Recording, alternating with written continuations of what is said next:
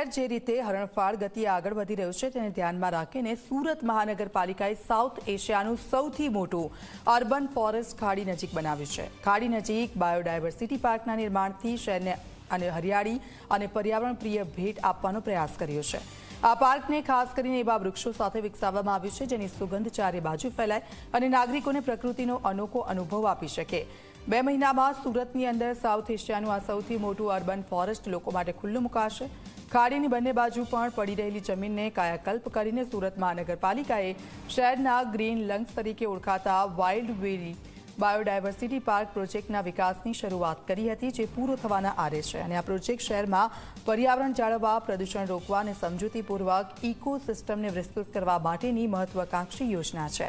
ચોમાસા દરમિયાન ખાડીઓમાં વરસાદી પાણી સંગ્રહ થાય છે, જેમાંથી પાણીનો પુનઃ ઉપયોગ બાગકામ માટે થશે.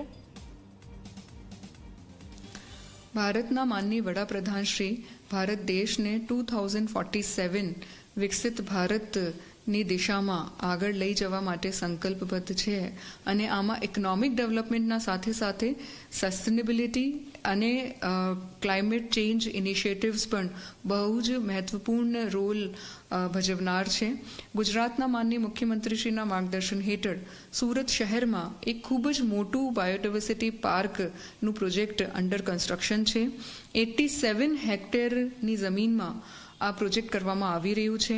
ભારત સરકાર અને ગુજરાત સરકારશ્રીના સાથે યુરોપિયન યુનિયન અને ફ્રાન્સની એજન્સી AFD એ લોકો પણ આમાં મહત્વપૂર્ણ રોલ ભજવી રહ્યા છે. એટલે આ પ્રોજેક્ટમાં ઇન્ટરનેશનલ અને નેશનલ એક્સપર્ટીઝ સુરત મહાનગરપાલિકાને મળી રહી છે. 6 લાખ જેટલા મોટા પ્લાન્ટેશન્સ અને એ પણ દેશી સ્પીસીઝને પ્રમોટ કરવા માટેના પ્લાન્ટેશન્સ આ જગ્યા ઉપર કરવામાં આવનાર છે. 13 કિલોમીટરનું વોકિંગ ટ્રેક, 9 કિલોમીટરનું cycling track, water bodies, percolating well, recharge wells, child friendly spaces, women friendly spaces, senior citizens friendly spaces, આ બધા જ આ પ્રોજેક્ટના ખૂબ મહત્વપૂર્ણ ઘટક છે.